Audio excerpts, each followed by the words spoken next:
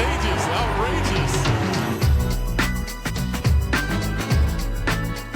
Hello and welcome to the New York Knickerbrothers podcast, whose month-long hiatus is better understood if you realize that we are the only podcast recording exclusively from Venezuelan fishing boats. I'm one of your hosts, Patrick Gallagher, and alongside me, the man who last month single-handedly unplugged the government, but until last week forgot to plug it back in, your brother and mine, Bear Shrivastov. What's going on, Bear? Pat, you don't need to lie to the viewers and listeners. We can tell the people we've been holed up. The reason we haven't done an episode is because we've been holed up in the Situation Room, just trying to come up with a plan. There's a lot of boats out there, man. A lot of boats. I was talking about the other reason that people go in the Situation Room, but it's fine. You like to take a dump? What are we talking about? That's what you call the bathroom? It is, actually. Situation Room A, Situation Room B. I have 5 Situation Rooms in my house because whenever I'm in there, believe me, it's a situation. So when they say, like, when they killed Osama bin Laden, Obama was watching from the Situation Room. He was just taking a dump. Anyway, we are about 15% of the way into this New York Knicks season.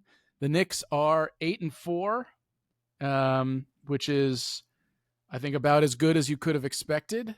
They're second in the East, only behind the Detroit Pistons, who are a scintillating 11-2. It has been a season of runs for the Knicks, but it's also a season of runs for me in the Situation Room, by the way. Yeah. But good. I saw the smirk come across your face there. I thought I'd beat you to the punch. The Knicks look good. That's kind of the short of it all. Is they've had some ups and downs. They had a 3-game losing streak early in the season. Then they tore off 5 wins in a row at home. Then they had a very frustrating loss. 5 blowout wins, basically. Basically. They had a very frustrating loss to the Orlando Magic on the second night of a back-to-back. And then last night, they exacted some revenge against an earlier loss, for an earlier loss in the season, beat the Miami Heat, who are a very interesting team, and they're playing very well, and they make me nervous in the way that they play. Although I do wonder... nervous as in you think they're like a threat, or nervous? I think they're pretty good. I think they're pretty good. And, they didn't have Bam or Hero last night. Obviously, the Knicks didn't have Jalen Brunson or OG Anunoby for all of but 5 minutes in that game. So that, more or less evens out. But the gist of it is the Knicks look good. They are scoring a lot of points. They have the 3rd highest offensive rating in the league. I believe it would be higher if you took out garbage time, where they have been terrible. They have the 4th best net rating in the league, and the best net rating in the East. They're behind Oklahoma City, Houston, and Denver. Net rating is your offensive rating minus your defensive rating. So it's basically the average amount that you are more efficient in the game than any other team. Mm-hmm. And what's more, just take any stat, like any team stat, and we're somewhere between like 3 and 10. Like, just take your pick with any stat. Save for defensive rating, where we are at the moment 14th. Yeah. Following I think we were higher just before the Miami game. Yeah. Things that we are good at, we're really good at rebounding, both offensively and defensively. Defensively, because everybody rebounds pretty well, and Karl Anthony Towns is a really good defensive rebounder. And offensively, because Mitchell Robinson may well be the best offensive rebounder in the history of basketball. To put that in perspective, the most rebounds, offensive rebounds per 36 minutes of anybody in league history is something like 7. The most this year is something like 8.5 by Steven Adams. Mitchell Robinson, though he has not played enough minutes to qualify for the league leaders, averages 13 rebounds per 36 minutes, which means that in any given Knicks possession that Mitchell Robinson is on the floor, right, there is about a 50% chance that they will make the shot that they take. If they miss it, there is then like a 40% chance that Mitchell Robinson will get the offensive rebound. Yeah, it's crazy. Which is crazy. He's playing 16 minutes a game, and he's leading the league in offensive rebounding by like a full rebound per game. It's ridiculous. It's not. Jonathan Macri on the Knicks Film School post game show said this, and it resonated with me. It's one of the only times I can ever remember as a basketball fan rooting for the guy who is the best in the world at the thing that he does best. Right? I cannot remember ever, other than like Isaiah Thomas screwing up franchises. Yeah, I was gonna say like Eddie Curry eating cheeseburgers. Yeah, that's right. That's right. But we never got to see that during the games. You know, that would be like bonus Patreon content in our modern day. But it's unlike anything else. Watching him on the offensive glass, you can't. There's almost no precedent for it. I remember Dennis Rodman was an absolutely elite rebounder, and what's more impressive about Rodman, of course, is that he was like 6'7", right? Mm-hmm. And so he was doing that, you know, being 6 to 9 inches shorter than the tallest guys on the floor who were supposed to get the offensive rebounds. Mitchell Robinson, of course, is generally speaking the biggest person on the floor when he's out there. Victor Wembanyama is the exception, obviously, but he's unbelievably strong. He's a really quick jumper. He has crazy long legs, and he's playing 15 minutes a game so that he can play as hard as humanly possible. Yeah. Right. And that is, you know, there are downsides to that. Like we saw in the Miami game, he played 15 minutes and he got 5 fouls. Right. And he was in foul trouble almost the whole game. And frankly, we could have used a little bit more of him that game because Miami was shredding the interior defense. Yeah, like we gave up 130 points. Yeah, but also he's got a long history of injuries, including into this season. So I'm happy where his minutes are at. Yeah. At least during the regular season. Other things the Knicks are good at. The bench is good. We were talking earlier in at the start of the season, Pat, about wow, we might be pretty deep this year. But they've exceeded my expectations like pretty easily. I don't know about you, but I feel very confident with every single person on our team. And of course, we're talking right after the game where Landry Shamet scored 36 points. And Jordan Clarkson scored 24, and the whole bench scored 75, right? So everyone on the bench can either shoot or do something else really, really well. They all fit nicely together with we've tried out so many different lineups and a bunch of them seem to work. So maybe I think the depth is a big part of that. It's true. And what's interesting about it too is that the guy that I was personally most excited about, Gershon Yabusele, has been kind of lousy. Mm-hmm. He's been like I would say, of everybody on the roster, probably the most disappointing player. And I'm nowhere near, I wouldn't like give up on him or anything. I think he had been playing basketball for 9 months straight, right? With the Sixers season and then going into the Eurobasket. And then he took some time off to recover and he simply wasn't in shape, right? Mm. And he's still not in shape, though he's getting better. But he has been, I would say, the only player whose resume up to this point in the season has been disappointing. We were talking about things that the Knicks are good at. Other things that the Knicks are good at. Passing the ball.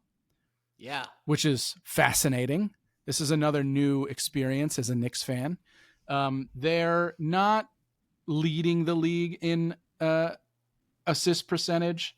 There's something like, they're 12th in assist percentage. That's the amount of baskets that you get an assist on. But 12th is really strong.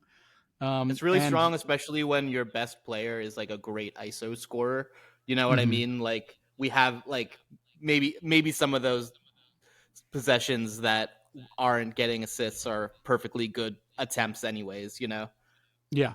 And what they don't do, though, what makes them better is that they still, even with this faster paced offense, much more passing, they still don't turn the ball over, right? Nope. They are, I think, 5th or 4th in the league in turnover percentage, behind, weirdly enough, Boston, Oklahoma City, and Indiana, which we'll talk more about later, but clearly they are one of the disappointments of the season. So the Knicks don't turn the ball over. They score more efficiently than their opponents. Their defense has been okay. It nets out to average. They give up way too many threes, which is a problem from last year. And some of it is aberrational. Norm Powell was making just some crazy shots last night.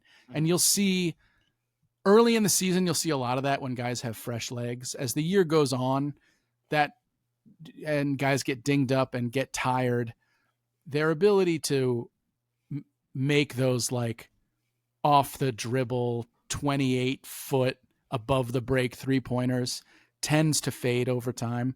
Yeah. And I think the Knicks are probably betting on that. Other things the Knicks are really good at, they shoot and make more corner threes than anybody. Right now, they're on pace to shoot and make more corner threes than any team in league history by, I think, a full 3 in each category. And corner threes are the most efficient shot in basketball. So that's really great. Yeah.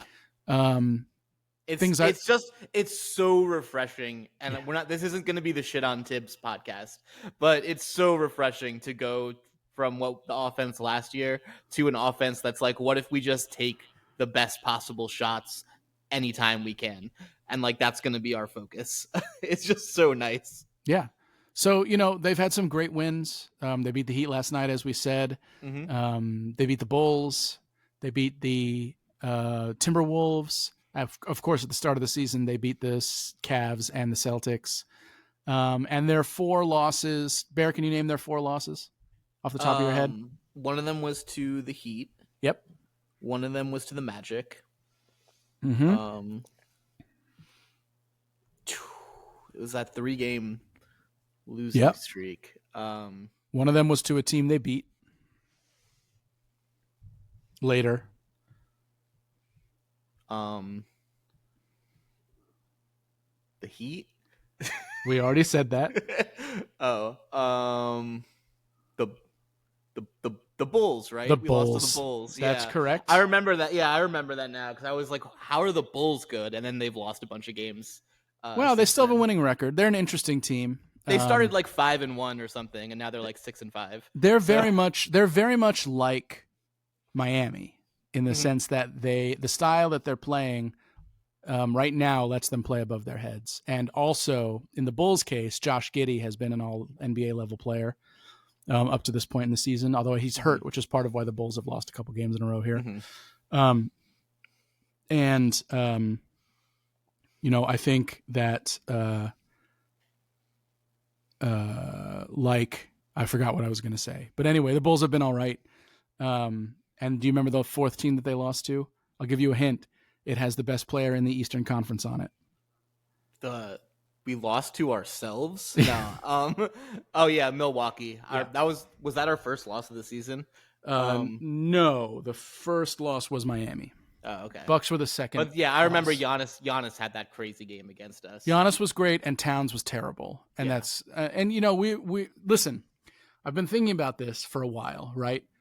So I am an actor. I come from the theater world, okay? Yeah. And you've trod the boards. I've trod the boards. And so one of the things that's very true about being an actor is that you really cannot rehearse a play until you are off book with your lines, right? You have to know your lines. And knowing your lines doesn't mean I can remember them when I'm standing there thinking about them. What it means is you hear your cue and you know what you're supposed to say without thinking about it. Then you can start rehearsing, right? And what that means is that the material is in your musculature. You're not thinking about it. You are just reading and reacting what's in front of you. And the Knicks have implemented a new system this year, right? And I think a lot of the early season losses can be chalked up to and even these early season wins where they can get a little sloppy, although they've kicked the butts of many teams too. So take that for what it's worth. I think a lot of these early season losses can be chopped up to they know the system that they're playing in, but it's not in their bodies yet. So nothing that they're doing is instinctual, right? It's they have to think about it. And when you have to think about it, everything is a little bit slower and you're not working off your muscle memory anymore, especially when you're shooting or doing any of that, reading defenses. You're just trying to do the right thing, you know? And when you're playing like that, you can beat a bad team, but you're really going to struggle against a good team like Orlando, for example, or earlier in the season, the Bucks or the Bulls or the Heat. You're really going to struggle because that split second that you have to think about things, Orlando, for example, is so long and so fast defensively. Yeah. They get to you, they recover, and they muck up your offense, your plans immediately. Yeah. And the Knicks defense is not good enough to cover for that. And that's just a result of the roster, right? OG is obviously great. He's a top level NBA defender. I hope that his hamstring injury is relatively minor and that we see him in a couple of weeks or less. Well, yeah, hopefully. I don't know. They've been pretty tight-lipped on OG. I haven't heard anything yet. Yeah. Unless they recently announced it. We heard good news about Jalen Brunson. It looked a little dicey there. He got hurt two games ago, but it looks like he's traveling with the team on this road trip. They think he might be coming back. We'll see, but it looks like it might be a week, 2 weeks at most. OG, I mean, it's not like he didn't tear anything, it was a strain. So he pulled a hamstring, right? Yeah. It happens. He played 74 games last year. I think that was kind of a miracle. If we can get anything like that again this year, great. If he has to miss 4 or 5 games to get that hamstring right, go right ahead and do it. Yeah, that's where we are this season. If Brunson has to miss a week or 2 weeks or whatever it is, fine. That's where we are this season. We'll beat the bad teams. Maybe we'll steal a game against a good team. Maybe not. But we're playing for April, May, and June. We're not playing for November 15th or whatever it is right now. Jalen Brunson has been great to start the season. Obviously, it's been an adjustment period for him to sort of figure out how he works in the offense. The downside of this injury is that, it's less practice for him in this offense against these teams, but that's okay. It's a full season. It's a long season. Yeah. He's already looking more comfortable than he did the first 3 or 4 games. Yeah, he did not shoot well early in the year. Yeah. He was kind of the only Knick who wasn't shooting well early in the year. Then he sort of turned it around. Then there was that game against Orlando, and Orlando screwed everything up for the Knicks, and Brunson sort of took it on his shoulders to keep them in the game. And say what you will about it, but it didn't strike me as like he's refusing to play in the system. It struck me as like nothing's working except Jalen Brunson. So give it a shot. Yeah, it was like a throwback to last year, and that's fine. Like, look, that's the great thing about having Brunson within an offense like this is no matter what you're doing, there are times where people are going to be missing their shots or, the other team's defense is figuring something out. And then when that happens, you have one of the best ISO players in the game who can just go try to do something for you. And I think that I haven't had any question about Brunson fitting in with the offense. Like he's come around great, and I think he's looks like at least as good as he has the past couple seasons, if not better. So the injury is a bummer. I'm not too upset about that Orlando loss, honestly. Like I just chalk that up to second night of a back-to-back, and everyone's tired, and Orlando's good. Like that's just sort of how this goes sometimes. But I don't know. How do you feel about that? It was frustrating because I was frustrating on a schoolyard bully vibe because Orlando has really because Orlando gave all our players swirlies after the game. well, they have really strong front runner bully vibes. And like I could sort of see it. It's the way Jalen Suggs carries himself, really. I could just sort of, and Mo Wagner and other guys like that. You can just sort of see their like they were really feeling themselves by the end of that game, like they had accomplished something significant. And I'm not above saying that rankled me a little bit. I'm sure it rankled the Knicks a little bit too. I got the same vibe in the first half from Miami, honestly. And you could see it in Josh Hart. Josh Hart at the end of that first half was like, everybody sit down and shut the fuck up. All right. Yeah. We're not going to lose this game. But look, it goes to show you, like, this season, everyone's kind of looking at the Knicks like, oh, are we going to beat the Knicks tonight? Like, that's crazy. We didn't think we were going to do that, Like, people maybe we're getting some respect around the league. That's what that means, right? Yeah, we are. It's true. You don't get all high and mighty when you beat like the freaking like Wizards or whatever, It's true. Yeah. So the Knicks are 8-4 over a full season. That's a 54-55 win pace. Injuries could slow that pace. Increased precision and execution could accelerate it. We'll see where they end up. I feel really good about it. I feel the 1 seed is really in play. And especially given Cleveland's early season struggles, which again, we'll talk about here in a minute. And I don't necessarily think Detroit is like all that great either. Yeah. We'll talk about them too. Okay. Sounds good. Is there anything else about these Knicks? Oh, I do want to say one thing, which is that Mike Brown is an exceptional interview. He's great. The thing about Tibbs, and we're both Tibbs fans on this podcast. We're not here to slander him, but win or loss, he basically said the same thing every game, and it was robotic, and there's nothing wrong with that, but it does make it hard to connect to him as a person. Yeah. And Mike Brown is not like that. Mike Brown is expressive and emotive. It's fun. And it's fun to watch his post games and to see clips of him. He had this great clip when from the post game last night when he saw Mitchell Robinson had 8 offensive rebounds, and he's like, Mitchell frickin' Robinson, 8 offensive, way to go, Mitch. It was great. Yeah. It's just fun. And then when they lost to Orlando, he was like calling out the players, saying they were screaming about the refs when the refs didn't do anything wrong. And, they were yelling about things they couldn't control instead of things that they could control. And the things they could control, they were screwing up, and that's why they lost.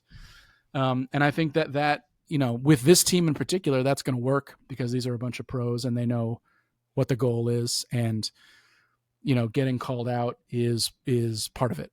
And I think that also, come on, like let's be real. Like, do you think Tibbs was like in the locker room last year being like, great job, everyone. Like, you all tried your best. Like they you know what I mean? Like they can handle it.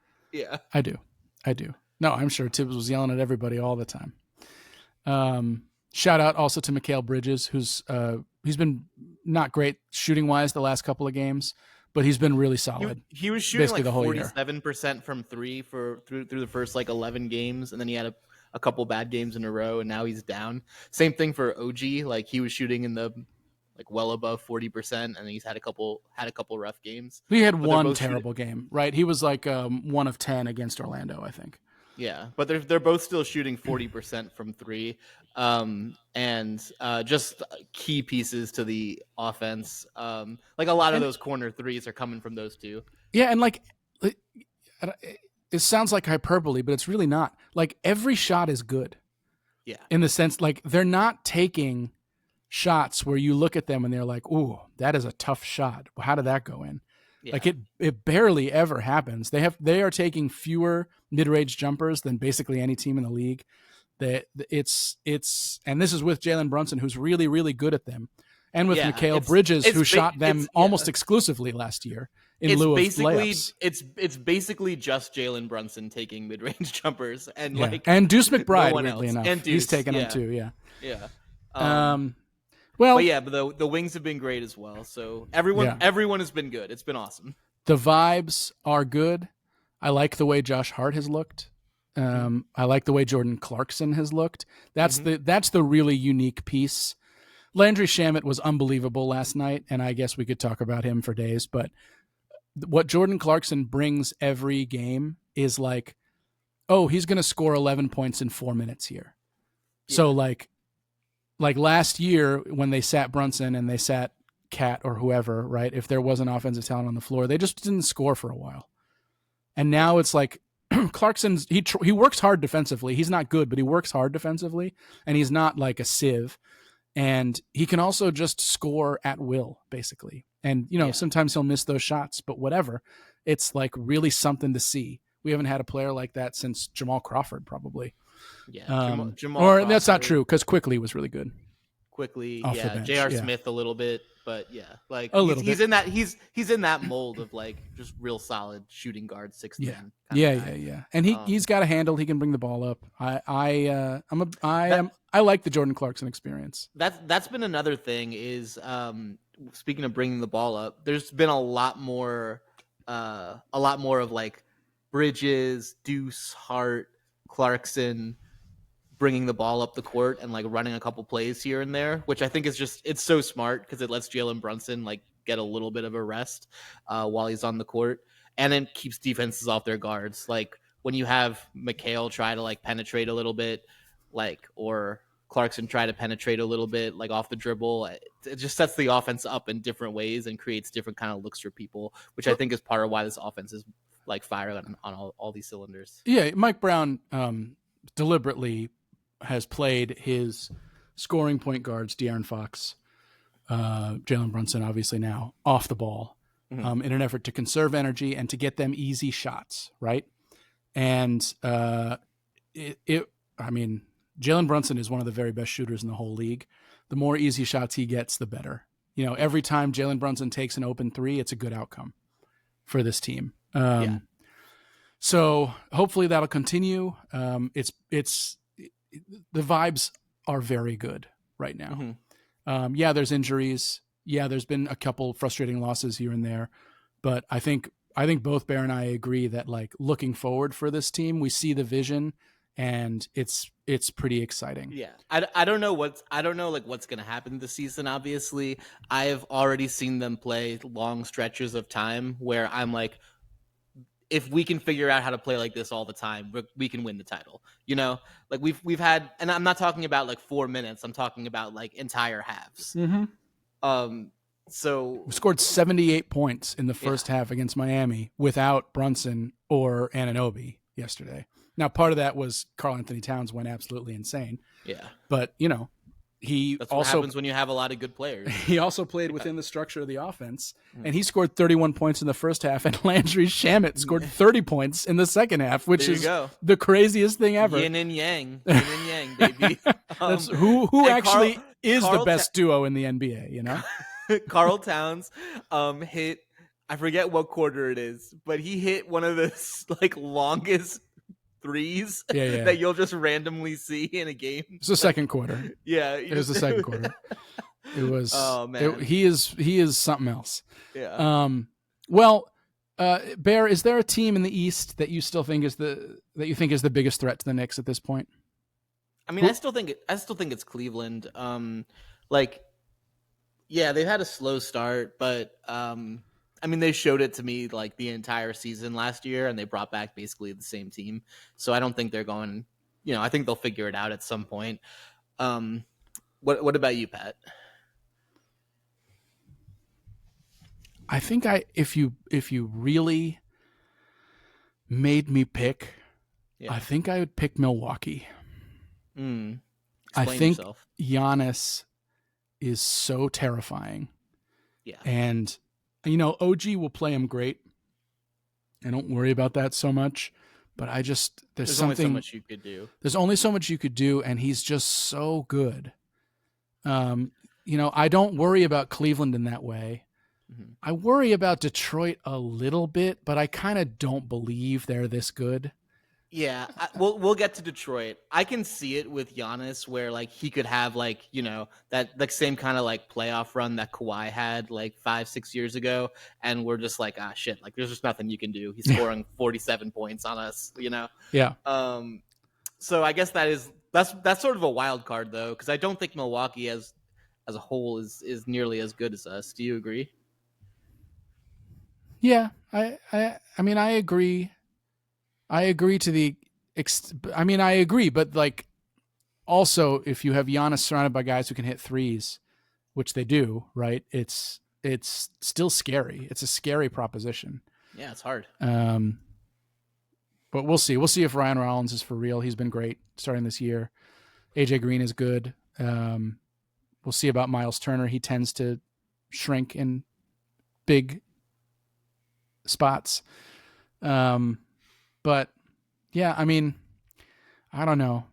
I think it's probably, I do think Milwaukee is probably the team that scares me the most. I just am not afraid of Cleveland. What about Detroit? So the Pistons are 11-2. If you go through their wins, they've beaten Philly, who's good. And they beat Chicago, who has a winning record.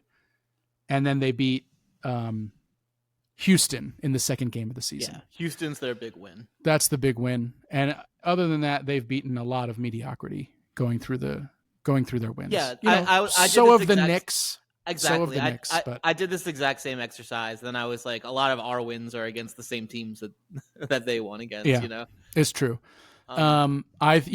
When we did over unders, I'm pretty sure I picked their under. I'm pretty sure you picked their over, mm-hmm. but I wouldn't I wouldn't count on that bet being right for me at this point. 11-2 is a really good start. I do think. I don't know that I don't think I believe in their shooting. Is really what it comes down to. They've been doing it with defense. They've been doing it with defense. And Cade is great. Cade, did you see the game? The Pistons Wizards game a few days back went into overtime. It was on Peacock. No. So like everybody on the Pistons was injured except for Cade. So Cade, if you just look at his stat line, he had like 46, 12, and 11 or something like that. Yeah. But then you look at the field goals, and I believe he shot 14 of 45 in that game. Yeah, good. Which is like, that's a tough ask. 14 of 45 is pretty bad. It's they won. It's like they won, but it was the Wizards. But they did win. So good accomplishment, I guess. But man, that is a lot of shots. Yeah, we haven't seen a team get, and correct me if I'm wrong, if I'm forgetting someone, we haven't seen a team get to the finals that wasn't, above average shooting, right? Like, when was the last time that happened? I wouldn't even be able to. I don't know. I'd have to look it up. I don't even know, like, was Oklahoma City an above average shooting team last year? Especially from three? I don't know. Right. Maybe that's one of those things that I'm just not sure about. They are a fine shooting team. They're not bad. Jalen Williams is good. All those guys, oh my gosh, my brain is not working. The Dorts and the Carusos and the Holmgrens and the Mitchell and all those guys, Wiggins, all those guys, they can go on bursts. I don't know if collectively they were a top 5 3-point shooting team last year, but their defense is so incredible. It doesn't matter. There's another over-under. By the way, I looked at our over-unders coming into today. Yeah. Your bets are better than mine. I'll put it that way. Hey, let's go. Mr. High and Mighty was all on the episode being like, Bear was wrong. Bear was wrong. That's not what I said. What I said on the episode is don't listen to anything we say. That's what true. I said. But that's always what I said. Yeah, so here's some quick hits of spots where we disagree, where it looks like you're going to be right and I'm going to be wrong. Dallas, 41.5. Oh no. You took the under. I took the over. Dallas is one of the worst teams in the league right now. I don't know that they'll always be, but they look bad. I think I specifically remember you kind of reasoning through their lineup and being like, well, they have some good players, and me kind of being like, the vibes on this team are like complete garbage. And I think that's been the way it worked out. Yeah, Nico Harrison. Speaking of vibes, peace. Being complete garbage, the Clippers 47.5. You took the under correctly, and I took the over. And that would be a real shocker at this point because the Clippers look old and bad. Yeah. Other spots where we disagree, where you're probably going to be right. Denver looks like one of the very best teams in the league. It's still 54.5, which is pretty high, but you have the over there and I have the under. And if I were a betting man, I would go with you. Another one where the vibes are horrible, the Memphis Grizzlies at 39.5. I took the over and you took the under, and if that team wins 30 games, it'll be a miracle this year because Ja Morant has quit. Do you think they're going to trade him this year? Yes. I do. He has decided that he will not play for that team anymore, and I think they're going to trade him. Another one with some truly horrible vibes, New Orleans Pelicans, 31.5. They fired their head coach today. They're 2-10. 2-10. You took the under. I took the over. This is not going well for me. So they're were 31.5. 31.5. They could still get there, but they have to go. Yeah, they have to go. The West is tricky. The West is tricky. They'd have to win 20. No, they have to win 30 more games, right, to get to that over. And then one, which is just I am wrong already, is Oklahoma City, which was at 62.5. You took the over, I took the under. They're going to win 75 games as far as I can tell. This is one of the best teams I've ever seen. Yeah, they're unbelievable. It's the only team that I could even compare it to would be the Warriors from a decade ago. Like it's insane. Yeah. Every single player on their team is really good. Yeah. Yeah, it's tough. I still have questions about, in a playoff series, their late game offensive execution. Mm-hmm. That's still the thing I have questions about. It's like, because right now it just seems like they're Shea and nothing else. So obviously he could turn an ankle and things will be very different. Yeah. Or they could find a way to guard him, right? Oh yeah, it's not a foregone conclusion. Anything can happen, and even really good teams lose playoff series. But they're kind of amazing. Yeah. And then just a couple more of these over-unders where you are probably right and I'm probably wrong. Utah is at 18.5. They're 4-8, but they've played better than that this year. And you have the over and I have the under. Let's go. I'm pretty sure that team's going to win 20 games this year, at a minimum. Obviously, we talked about Detroit. Chicago, 33.5. You have the over. I have the under. That team's going to win 40 games at least. 39-43, baby. That's my Bulls. There you go. The only one of these, well, I should also say the Wizards at 20.5. You have the under. I have the over. Who knows what's going to happen there? And I will say, I don't think the Wizards are like that bad. Like they have played some competitive games this year. I don't think they're going to win 5 games, but they're not going to win 25. So yeah, they are 1-11. The only one of these where we split, where I feel pretty confident that I'm going to win, is Toronto, which is at 39.5, and I have the over and you have the under. Toronto is better than even I thought they were going to be. They look good. They look pretty good. They have a lot of talented players. They're, in some sense, they're like a JV Knicks, in the way that they have talented guys at every position and move the ball and in a way play that hard. Some of those talented guys are like Nick. Exactly. That's exactly right. Yeah.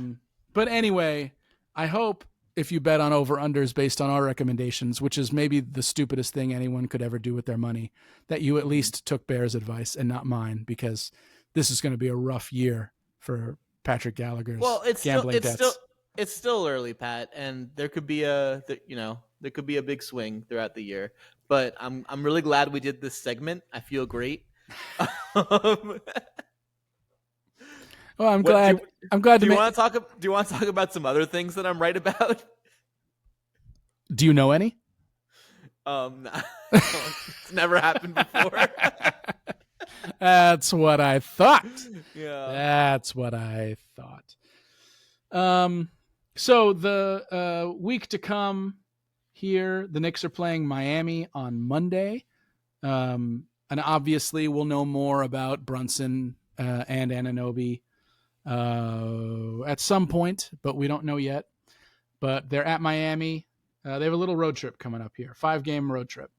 So they're at Miami on Monday, at Dallas on Wednesday, at Orlando, maybe a little revenge game on Saturday. Then they go to Brooklyn, which again is sort of a home game anyway, on Monday. And then they're in Charlotte on the Wednesday before Thanksgiving. Bear, what do you think about this 5-game road trip? What do you think their record's going to be? So I was thinking about this because we don't know if Brunson's going to come back, and probably Anunoby won't play any of these games. But I do think this is a pretty favorable schedule, and so it's if Brunson was going to get hurt, this is a decent time for him to do it. I think we are going to go 3-2. That's probably the record I would sign for, right? If you were like, Yeah. can you guarantee 3-2 here? Then I would take it. I mean, I do think I think there's 2 easy wins here, and then it's just like can we Dallas, grab them? Brooklyn, and Charlotte, you should win, right? Yeah. And so the question is just, will they have the horses to beat Miami again or beat Orlando and get to 4-1? And you know what? Why not pick it? I'll say they go. Okay. Fair enough. I say they'll go 4-1. That would be great if we could go 6 games without Brunson or whatever, and go 5-1 in those games. That would be pretty huge. Well, it's fun. You believe in the offense, right? You Yeah. believe in these guys. It's Yeah. a whole different experience. Last year, when Brunson missed 15 games, I think they went 9-6 in those 15 games, which felt like a miracle at the time. It felt like a miracle. Like OG Anunoby had to basically play like an all-star on offense, and it was very much just like we're treading water and hoping someone can get hot tonight and kind of fill 80% of what Brunson can give us. And you're like you said, like now we have an offensive system, and still plenty of talent. Like we're still a solid team, even absent Brunson. Yeah, it's an exciting time to be a Knicks fan. There's kind of nothing else to say about it. Well, anything else we want to cover in the world of the NBA? Do we need to talk about Nico Harrison or Willie Green getting fired, or a bunch of stuff happened. There's the gambling scandal. Oh yeah, that's right. It's been a while since we did a podcast, huh? Yeah. What'd you think about that? What'd you think about all that, Pat? The gambling? Yeah. Let's do... Okay. We're both real anti sports gambling, right? I am anti the legalization of sports gambling. Yeah, I've not just I think we're both pro. Like you go to Vegas and like bet once a year or something. I think there are things that like I wouldn't arrest anybody for, but it should be kind of hard to do, and it should feel illicit. And gambling is one of those things, you know. Yeah. And the you should have to at least leave your house. That's right. The more normalized it becomes, it's. I just think it's not great for society. Yeah, I think I've told you in the past, Patrick. The only time I've ever tried sports gambling on like one of the apps was during COVID, and it was during like the bubble NBA finals, Mm-hmm. and I immediately became like Adam Sandler in Uncut Gems, and like I lost $200 in like 4 days, and then I was like, I just have to stop doing this. So I think that like part of it is like, one, everything on a phone is designed to be as addictive as possible, right? And two, these gambling companies understand like the time of day when they can shoot you that push notification that's going to get you to Well, to also put money just on down. a on a pure level, right? Gambling is psychologically addictive, and Yep. it destroys people's lives. Yep. Now, that's not an argument. I mean, so is alcohol, right? So are certain drugs, so are what all that stuff, right? So it's not necessarily an argument that it should What be we're saying illegal. is we're social conservatives now. That's No, right. That's right. no. I hear Um, what you're saying, Pat. Yeah. but it's like but anyway, to get back to the story at hand, rather than my personal political views, which are Sure. irrelevant, and it's too late anyway because nobody listens to Patrick even when he's right. Mm. Um, the okay, so there's a couple of things, right? The other thing we didn't really ever talk about is the Steve Ballmer, did he pay Kawhi under the table story, Yeah. right? And it's almost like who cares because they're bad anyways. So Well, kind of, yeah, yeah. kind of. If Steve Ballmer, if that is what happened, Mm-hmm. this is something that needs to be said. There's like 1 degree of separation between Ballmer and Kawhi getting paid all this extra money under the table. Yeah. It's the stupidest plan I've ever seen in my life. There's just no way that I can't. It's impossible for me to believe that he was this stupid about it. Yeah. Right. That's the big thing for me. Like, I'm going to invest in this company and I'm going to put money in, and that money is going to go right over to Kawhi Leonard, and there's going to be no other separation. There's going to be no attempt at hiding it. It's just insane. No offshore accounts, nothing like that. Like... It's so impossible for me to like wrap my head around. I'm not a billionaire.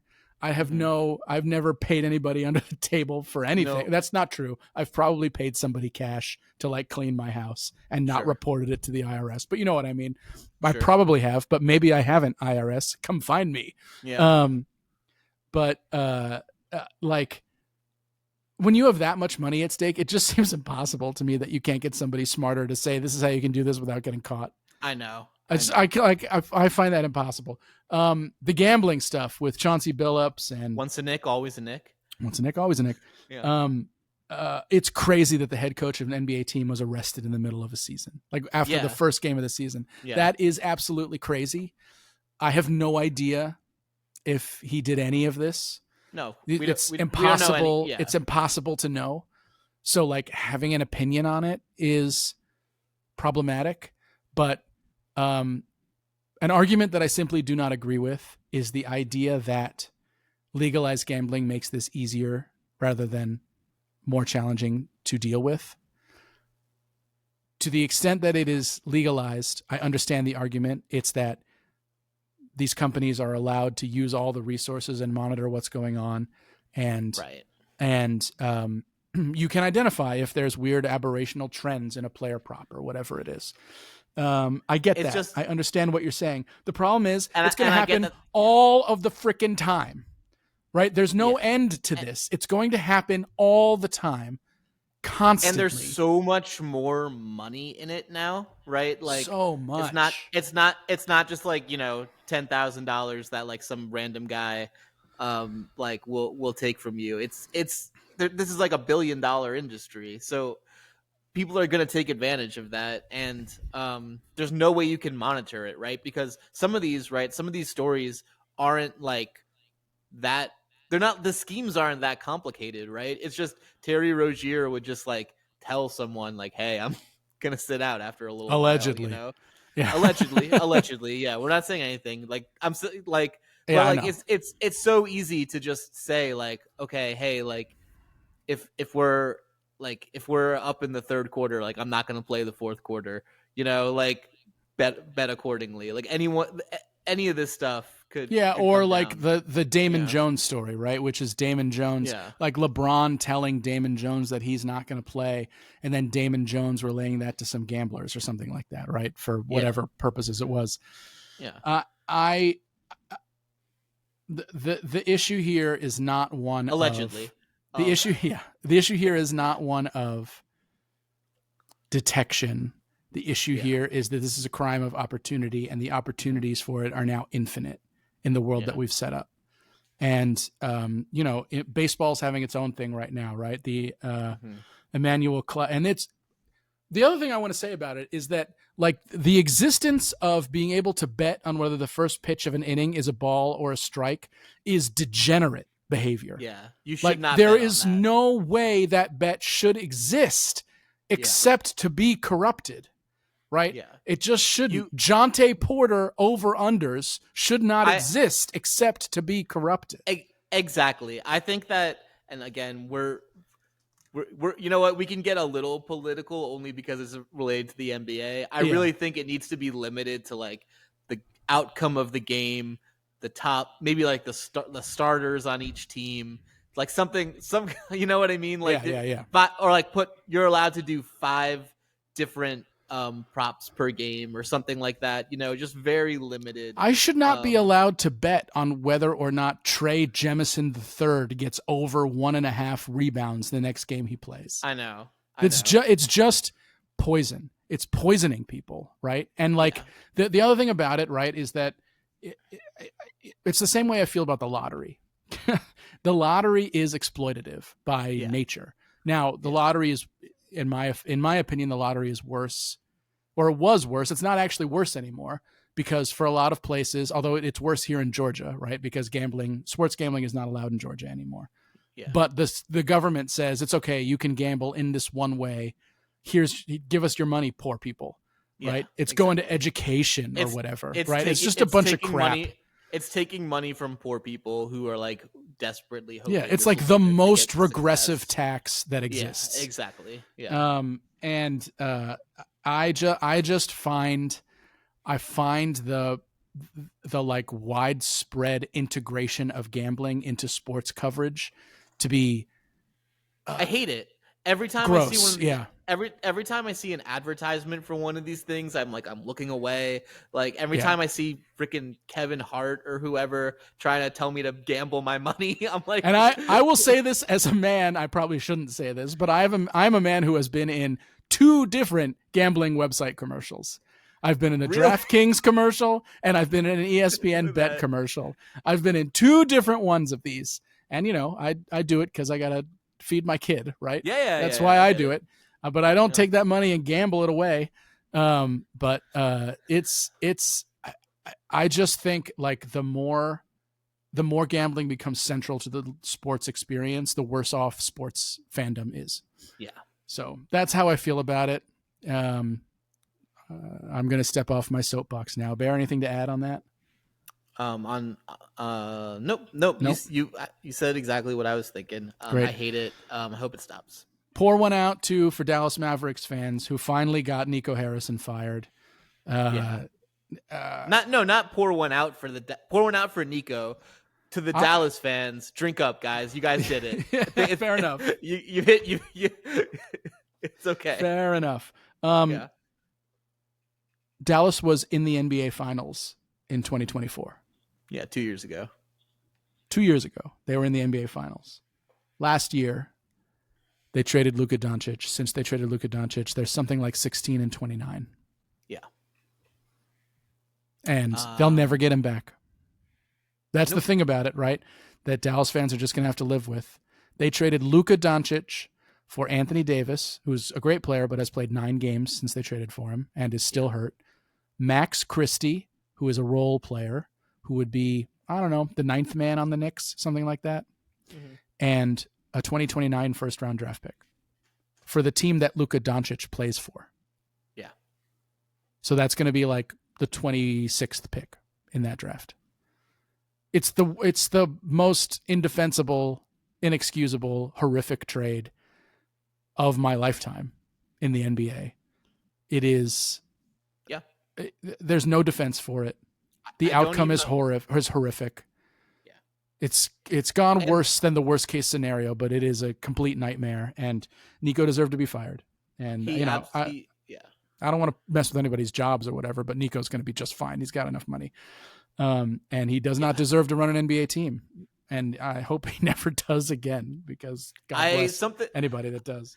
God help the fan base that wakes up one morning to look at their phone and find out that they hired Nico Harrison as the GM. Personally, my favorite potential outcome of this is if Nico joins the Lakers front office staff.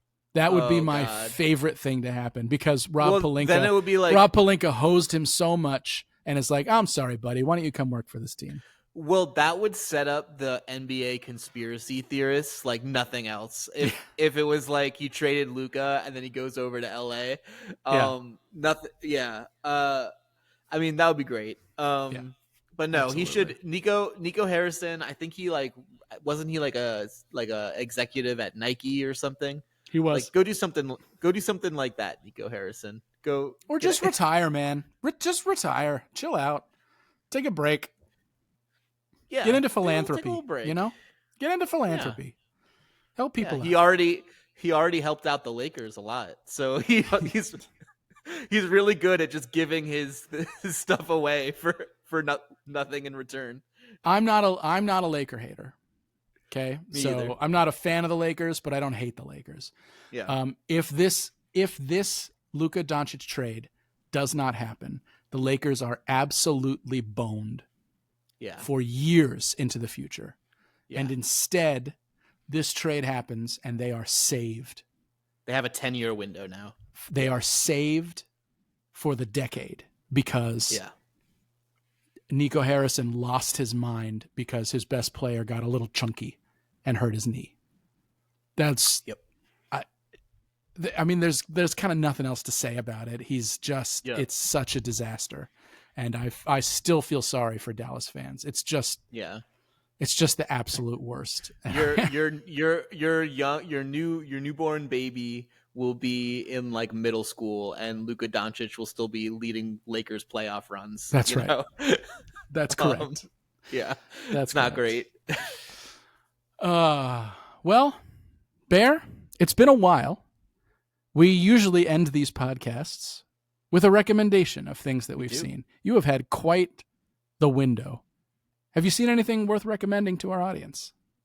I definitely have. I'm just trying to remember if I saw anything that like what I recommended on our last episode. I believe it was one battle after another. Okay, I was gonna say if I didn't, I mean, I stand by that recommendation. I've also watched 28 Years Later, which I think you were a little lukewarm on, but I really really liked. Great. That's all I got for you. Well, I have seen a fair amount of things. I finished the 5th season of Only Murders in the Building, which what I will say about it is if you've tried the show and you didn't really like it, this season will not change your mind. It's the same show it's always been, which I find very enjoyable. Steve Martin, Martin Short, and Selena Gomez. It's on Hulu. I've been watching a fair amount of mid-season Top Chef seasons, like seasons 10, 11, 12. My wife and I have been going through those. Right now we're going through the latest season of Great British Bake Off. On my own, I am watching Breaking Bad again. I am nearly through the 4th season. What I will say about it is that it's my favorite show ever, so take this with a grain of salt. The first 2 seasons did not hit for me on this rewatch. I struggled with them quite a bit. I think it's related to having a kid and then seeing the amount of lying and the amount of how duplicitous Walt is in those first couple of seasons. I really struggled with it. But the 3rd and 4th season are incredible. You found it harder to like Walt at the beginning, Correct. like you're supposed to. I found it harder to. It's not even it's just like understand. Yeah, but now that you're kind of at the point where you know you're kind of supposed to hate him, like it's better. I think that in some way, his behavior in the 3rd and 4th season, he's polluted by pride, and I think they're a little bit clearer about that as the show goes on. But I think it's almost more defensible in some way because like where he is, the threats seem harder and the off ramps seem almost impossible. And so it's kind of easier to understand the moment to moment choices that he makes. But I mean, this show's incredible. I watched the new Fantastic Four movie. I like it. It's okay. It's not bad. It's probably one of the better of the new like of the post Thanos Marvel movies. It's probably one of the better ones. But it's still not Still more it's than still meh. not great. And when you like step back and you think about the movie, the superhero movie, there's not a ton of superheroing going on, I see. which is, Is there any clobbering time going on? well, you'll have to watch the movie because that may I or may will not not. be a joke in the movie. Well, Um, I'll never know. you'll never know. Uh, and I have one final recommendation for you, and this is for everybody watching. Watch Pluribus. I'm not going to tell you anything about it. It's on Apple TV, other than it's on Apple TV Plus. Stars Ray Seahorn. It was created by Vince Gilligan, who also created Breaking Bad. Watch it.